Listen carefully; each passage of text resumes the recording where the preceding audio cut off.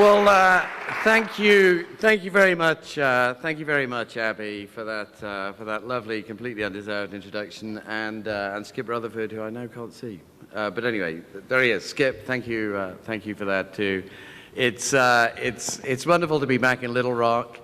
I got in last night, 9 o'clock, 10 o'clock, and I wanted to try and find the precise spot where I was standing on that November evening in 1992, outside the old State House when President Clinton gave his victory speech after the 1992 election. So I found exactly where I was standing. It was a long night, as you can imagine, very long night, quite an exciting night. I'm sure some of you were there in the crowd. Remember, it was cold. Remember how cold it was? Bitterly, bitterly cold night, kind of clear, cold night. And I had a 7:30 flight to get back to Washington, where I was based the next morning. And I woke up and it was 10 after 7. Fortunately, I was staying at a hotel out by the airport because, the Capitol and all those places downtown were full much more important people than me, so I threw some clothes on, rushed downstairs, didn't bother checking out, grabbed a cab, got to the airport in 5 minutes, did something I've never done before or since, just kind of went to the front and just kind of said, "Excuse me," and went kind of straight to the front and ran to the plane and kind of got the plane as the doors were closing. And I always remember, it's funny how these things stick with you, that Representative Jim Cooper from Tennessee, who I knew from Washington, was just kind of laughing so hard as he saw me kind of struggle into the plane and make my way back to Washington. So I have kind of very happy memories of the time that I used to spend down here during those great days of President Clinton's first run for office. And it's lovely to be with you all here and to see so many. I just had lunch with some of the students at the school and to kind of visit with them and see so many people who are interested in careers in public service and following the great traditions that you have here in the state.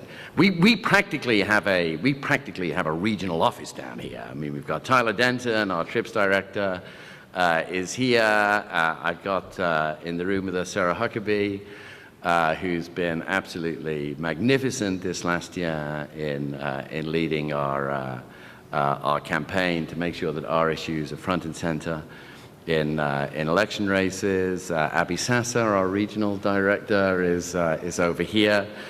We've got 2 congressional district leaders who are with us, Kayla Nunez and Autumn Jacobs. Why don't they just kind of wave their hands? Where are they? Because they do a terrific job with us. We've got more than 7,000 members in Arkansas. So hey, we could relocate here from Washington. We could just move down here. So thank you all for coming out to kind of listen to me chat about what it is that we do and why the foreign assistance budget is one of the best investments we'll ever make, and how to campaign for it. We're an organization co-founded by Bono, the singer and activist, and Bobby Shriver, a wonderful guy who's son of Sarge Shriver, the founder of the Peace Corps, and others. And our job is to be an advocacy and lobbying group around the world for making sure that smart, effective assistance flows from the richer countries of the world in the global north to the poorer countries of the world in the global south, and particularly in Africa. So there's a phrase that we kind of tend to use internally, but as it happened, Bono said it in an interview in Dublin last week, so I'll use it. We're like the NRA for the poor people of the world. Extremely effective organizations. So I have no hesitation in linking our character with what it is that they do. We go out and we lobby and advocate for assistance, smart, effective assistance that transforms, saves, and improves the lives of countless millions. We're headquartered in Washington, D.C., because obviously a lot of our work involves working with the U.S. government on U.S. government programs. But we have significant offices in other places where there are pots of money that we can lobby for. So we have a big presence in London and also in Brussels, where we talk to the European Union leaders, in Paris, in Berlin, and an office and a growing presence in Africa too, headquartered in Johannesburg, so that we can actually get closer to what it is that African governments and African people actually want in terms of the development relationship. We've got 140 staff around the world, and as Abby said, I'm the CEO of it, a job that I've only been doing for 15 months after a career mainly but not exclusively spent in journalism. As we do our work, whether it's in the US or in Europe or in Canada or Australia or elsewhere, we often come across a misperception, and I'm sure you have too, that an extraordinarily large amount of national budgets is spent on foreign assistance, that, we spend as much on foreign assistance as we spend on education or on transportation or whatever it is. And part of our job is, first of all, to puncture that misconception and then to explain to people what we get for the generous, but in the grand scheme of things, relatively small amounts of money that we transfer from our pockets to those of people less fortunate. So every so often we kind of go out and we kind of talk to people on the street and we ask them how much they think that we spend on foreign assistance, and then we explain how much we really spend, and we ask them what they think we get for it. So Abby, let's do the first man on the street video.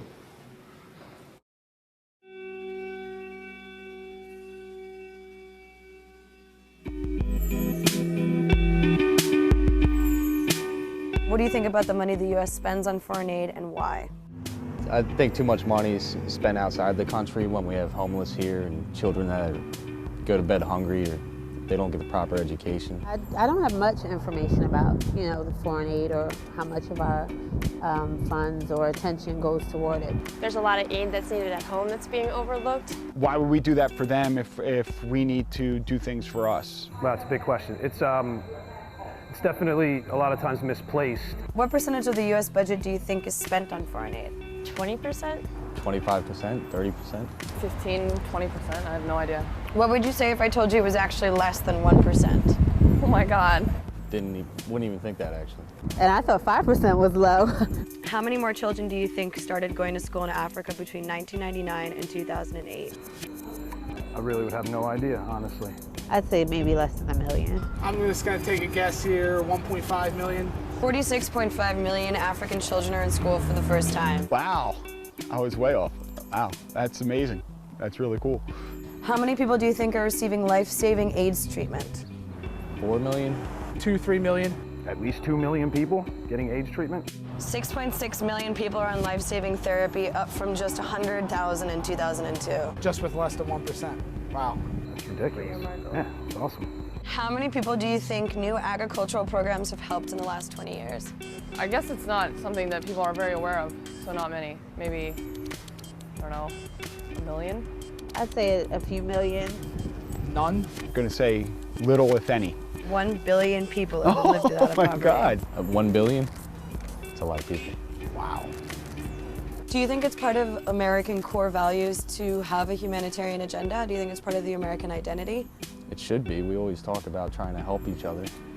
You're supposed to care about your neighbor and worry about other people's business all the time. Why not worry about people that are on the other side of the world? There's pieces of America all over the world. We were founded by immigrants. I think everybody has a piece of them in any other country you can think of. So I think it's really important to give back.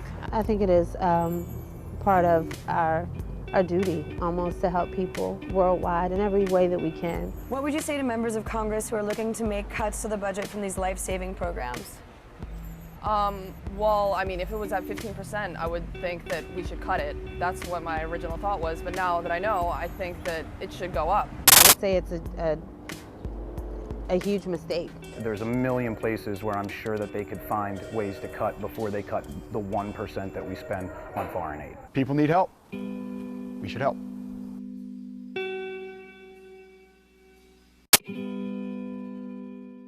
So we find that when we go out and talk to people and we say less than 1% of the U.S. federal budget goes on overseas development assistance, and that gets you an astonishing amount. That saves lives, literally saves and improves lives.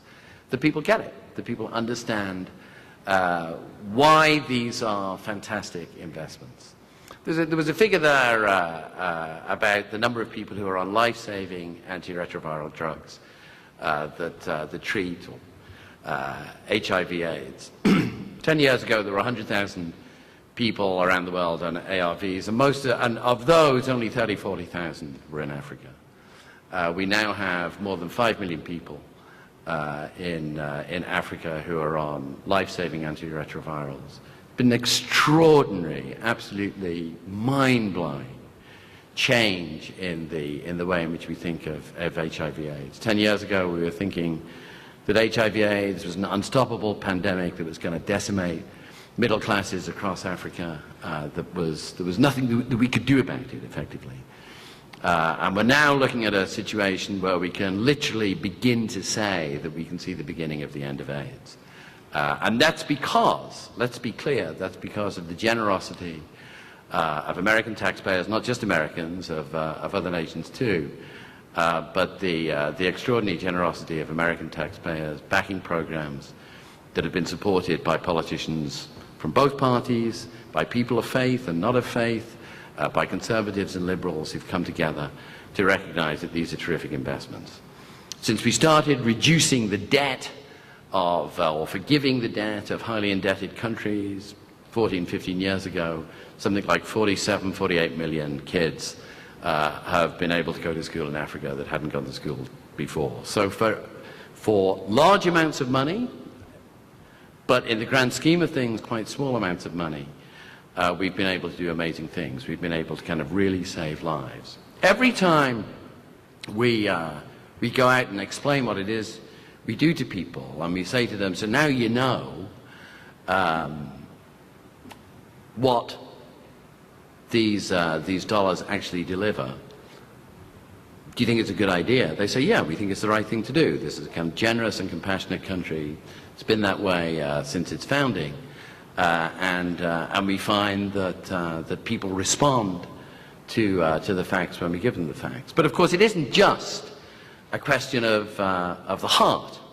It isn't just a question of supporting these programs because they save lives, though they do. There's also a question of the head. Our world will be a more peaceful and prosperous world if we're all prosperous, if we all have the ability to live prosperous lives in which families can imagine that their children are going to do better than they were, that families are going to see that their children have benefits that they didn't have. I spent a chunk of my working life living in Asia, based in Hong Kong, traveling all over Asia. It had a profound effect on my worldview, because when you look at the world from the Pacific Rim looking west rather than sitting here looking east, the world looks a very, very different place. In Asia, you can almost visibly see families get more prosperous, their children kind of do better than their parents could ever dream. You move from a hut to somewhere that has a fan, to somewhere that eventually has air conditioning. You move from a place where you're working 364 days a year to a life where you can take weekends off, and then eventually where you can kind of take vacations in Australia or wherever it is.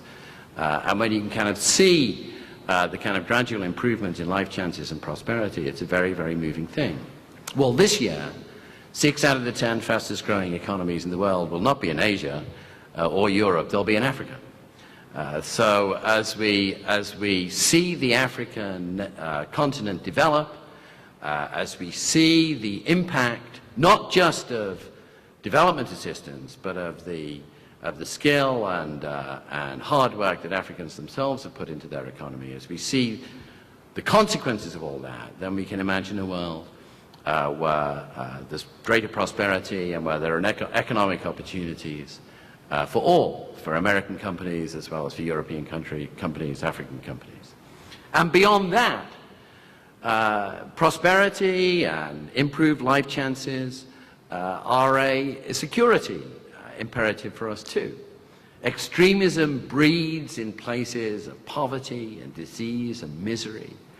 And one of the things that we've discovered in this country in the last 10 years is that extremism doesn't stay in the places where it's born. So if you can kind of create a situation in which people can imagine that their kids are going to have better lives, able to go to school, not going to die young, then that has a significant geopolitical impact. It makes our lives more secure, more prosperous. It helps all of us. How do we do what we do? We play what we call an inside-outside game. We have very, very skillful, extremely effective lobbyists, Bono, others, staff that we have in Washington and London and Brussels and Paris and elsewhere, who go in and talk to our champions in Congress, in the administration, and other places, who understand what we do and who advocate for our programs among their fellows. And there have been no bigger champions in the American political system, it should be said, than Governor Huckabee and former Senator Lincoln, who penned a wonderful op-ed on the virtues of foreign assistance just this week. It was in Politico, the online magazine. But we have many, many champions in many legislatures and governments around the world. And the wind at their sails are our members, 7,000 members here in Arkansas, more than 7,000 members here in Arkansas, who are tweeting and sending emails and writing petitions. And there was a young lady from Greece who I was having lunch with today who said, you know, I write all these petitions, I sign all these petitions, what happens to them? Well, you know, the petitions that she's writing about the European budget, the reason why when I'm in Brussels, which I was a couple of weeks ago with Bono, I can get to see pretty much anyone I want to see, because there are millions of members who are signing those petitions and convincing political leaders that there is a mass movement in favor of the advocacy that we do. So that inside-outside game is extremely important to us. And we try and be, you know, we try and be a little sexy, a little, as our co-founder Bobby Shriver would say, a little rock and roll about what we do. We try and kind of be provocative, be a little edgy, and be a little creative. So at the G8 meeting of the leading industrial countries in Camp David this year, the key thing that the leaders from around the world were going to talk about that we're really concerned about was agriculture, was investment in agriculture, investment in nutrition, and making sure that funds flowed from the rich world to smart investments in agriculture programs to fight hunger in the poor world. And we'd been running a campaign for the last few months which we call Thrive, so that everyone can kind of really thrive through agricultural investment. And we thought we'd dream something up which meant that the leaders who were gathered in Camp David wouldn't forget that millions of people around the world were watching what they were doing when they talked about hunger and agriculture. So let's have a look at the street tweeter.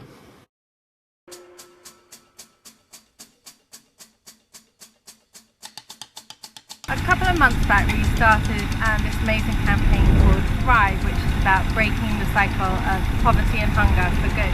Since the launch, we've been blown away by the response from our 3 million members.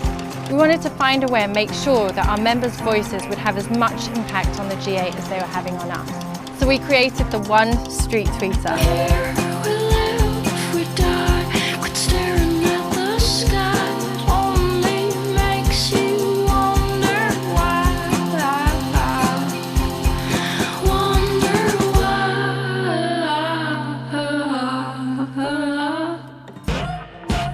It really is that incredible combination of digital and analog.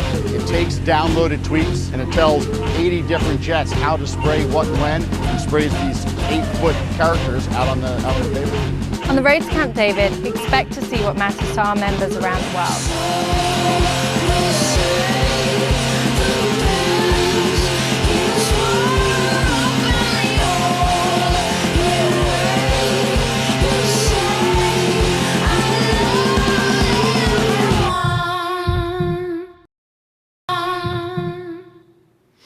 So that was pretty cool. I mean, we got messages flooding in from all over the world.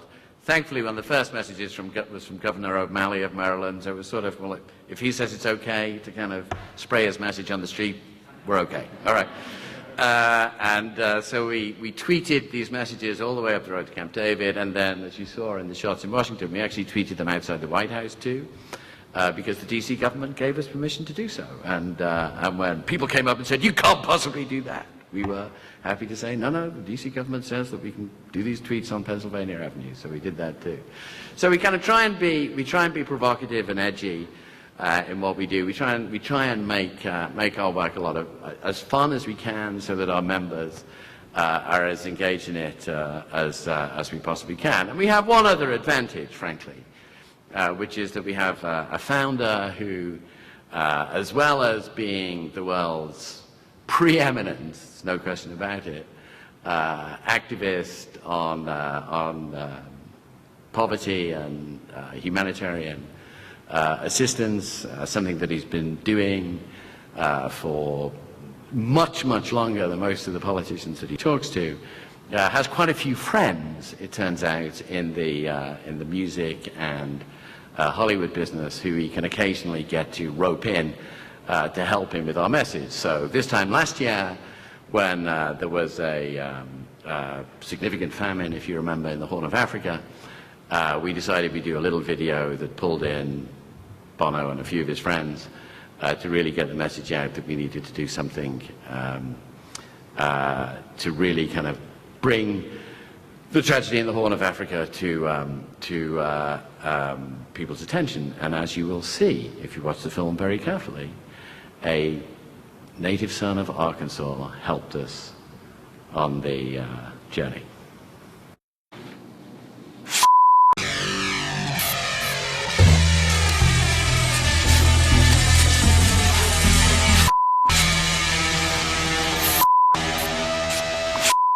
Famine is the real obscenity. Famine. Famine. Famine. 30,000 children have died in just 3 months. 30,000 children. In just 3 months. The worst drought in 60 years. This is devastating parts of Africa. And 12 million men, women, and children are on the brink. In 2011? Really? Are you kidding me? Now we know how to stop We know how to stop this. We know how to stop this. Early warning systems. Food reserves. Better seeds and irrigation. More peace and security. Drought is an act of nature. Famine is man-made. Famine is man-made. Famine is man-made. Go to one.org. Let's put a end to famine. Well, come on! Woo! He was very. Thank you, Sarah. He was Governor Huckabee was a very good sport on that. So that's what we do. We play an inside-outside game. We try and be edgy. We use the friends that we have, that we're lucky enough to have in the artist and talent community. That leverages our message.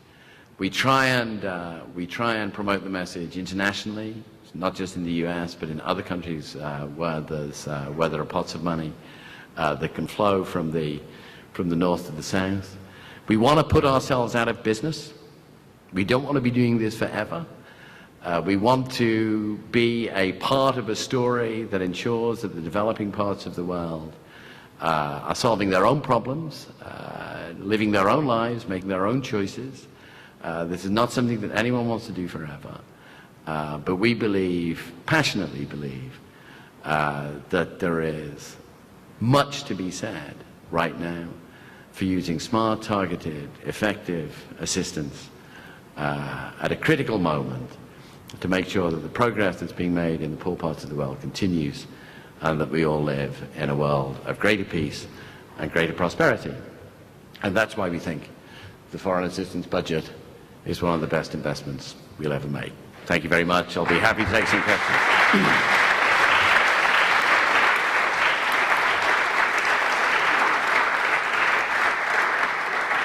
How long have we got? 25 minutes? Yeah, we're good on time. As long as you want. As long as you so want. if you raise your hand, we'll get a microphone to you so everyone can hear you. Caroline, right behind you. Yeah. Good afternoon. Thank you so much. I first learned about One Campaign actually as an intern at CARE in Atlanta, and have since come to learn a lot. And so I have about 5 questions, but if you can only address 2, because I know the time. So number 1, speaking actually about the G8 summit, and I watched it, I streamed it, and I saw Bono on there, and a lot of the speakers, there wasn't a farmer in the room except on a board. And so to me, it's very ironic that the millions of people that you do speak about, you're advocating for, and their voice is actually not in those rooms. There are millions of farmers you work with. It is, to me, I can't understand why one of them couldn't stand there and say, this is my situation in Kenya, in wherever. And so if you could address that. And then that also ties to your campaigns. Yes, you had a whole bunch of celebrities talking about famine, but if you do have staff on the ground, why wasn't one person from the Horn of Africa saying this is what's going on? And not that that person speaking has a child with the belly and the flies and everything going around. So if you could just address that one section. And then the second question is the foreign aid and the assistance that goes to these countries for like the free primary education is actually funded, but then these governments are corrupt. And so I'm from Kenya, and there's a big scandal that the government ministries are using this money to procure and being corrupt. So we're actually funding corruption.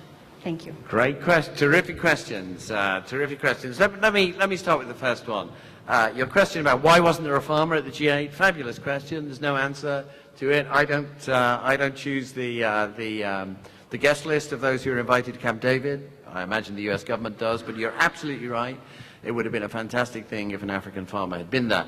They did invite, let's be clear, 1, 2, 3, 4, 5 African heads of state went up to Camp David, and some other African leaders. And in fact, the day before Camp David, we did a meeting with a bunch of Africans. Bono and I and others did a series of meetings with the African leaders who were in town. We organized a press conference for the African leaders and so on and so forth. But your point about not actually having real live farmers in the room when these matters are discussed is absolutely right, and governments should remember that. Your point about corruption is exceptionally well taken. Our organization has always been committed to transparency on both sides of the aid equation. Bono likes to say that the 2 people who know least about aid and assistance dollars are those who give it and those who get it. We're trying to do what we can to make sure that those who give it know where their money is going to, but we need transparency and absolute clarity about where money is going, both places, both in terms of here, in terms of where the aid is going, so the taxpayers and voters know what their hard-earned dollars are going on. That's critically important. And at the same time, we need transparency in the poor world too, so that organizations there can track money that's flowing there. We took a leading role in passing legislation in the U.S. Congress this year to make sure that every extractive company, mineral, oil, gas company that is listed on the U.S. Stock Exchange has to be public about what it is paying to foreign governments for leases and concessions and what have you overseas.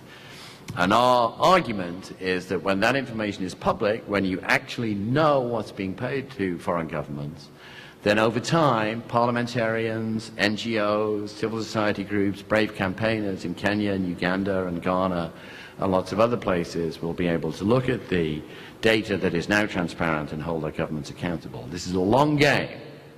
You know, you're entirely right in what you say about the curse of corruption. One of the reasons that corruption is a curse is because natural resource revenues tend to be stolen or hidden. And that's why we think, as Justice Brandeis said many years ago, that sunlight is the best disinfectant. So we've been arguing very hard and very successfully, actually, to make sure that data on revenues that come from oil, gas and minerals is made public so that ordinary citizens, you know, your friends in Kenya and others, can hold their governments to account for the way in which that money is spent. Anyone More else? questions? There's got to be more questions than that. Gentleman here. It seems to me that environmental sustainability issues are a key part of this. Could you say a little about that? The gentleman asked whether I think that environmental, sustainable issues are a key part of this. Absolutely, they are. I'm chairman for the next 2 years of the kind of high-level panel set up by the World Economic Forum in Davos to look at issues of poverty and sustainable development, and we've put the two of them together in one council rather than having them in separate councils. So no, of course you're right.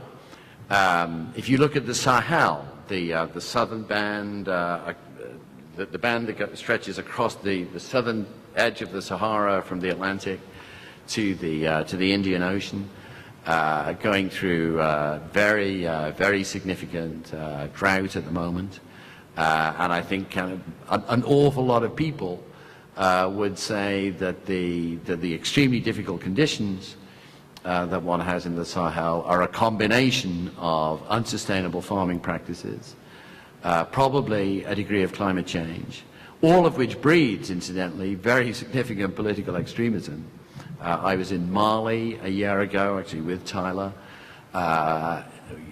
this most fantastic country with incredible culture, amazing music and silverwork and so on. And we were there like 3 months before the whole thing blew up, right? And now you have kind of the whole of the north of Mali kind of controlled by real extremists. So you're absolutely right that sustainability is a key attribute that one needs to keep in mind over the next 20 years. I'm actually optimistic about questions of environmental sustainability. I think in best practice in agricultural development, and for that matter in urban development around the world, is already showing that it can be done in a sustainable way. What we need to do is to kind of scale best practice, take it from places where it's already established and take it to places where it's not so well established. That's a long process, but it's something that we'll all be spending a lot of time in the next 20 or 30 years thinking about. Terrific question. Thank you. More. I'm sure there are more. Where are all these students? Yes. You have tons of students in here that you talked to them all. You answered all Yeah, their I questions. talked too long at It was lunch. such a good presentation. You just answered all their questions. Well, Michael, thank you so much for visiting Little Rock and the Clinton School. Tyler, Sarah, Abby, thanks for all your help in doing that, and hope to see you out at the next one. Thanks again. Thank you.